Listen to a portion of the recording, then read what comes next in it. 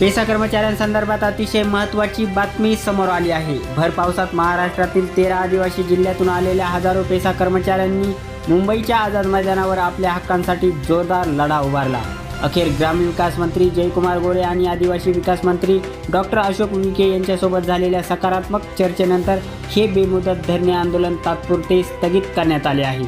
PESA कर्मचारी संघर्ष समितीच्या शिष्टमंडळासोबत झालेल्या बैठकीत पेसा कर्मचाऱ्यांची पदे कमी न करण्याच्या मागणीवर सकारात्मक आणि समाधानकारक चर्चा झाली असून या संदर्भात येत्या 15 जुलै रोजी मंत्रालयात महत्त्वपूर्ण बैठक होणार आहे।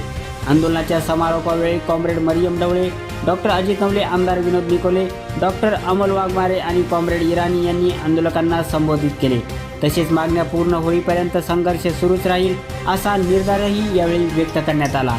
भर पावसात दिवसभरात महाराष्ट्रातील गडचिरोली, चंद्रपूर, अमरावती, यवतमाळ, नंदुरबार, धुळे, नाशिक, ठाणे, पालघर, पुणे आणि अहिल्यानगरसह आलेल्या हजारो पेसा कर्मचाऱ्यांनी आंदोलनात मोठ्या प्रमाणात सहभाग नोंदवला।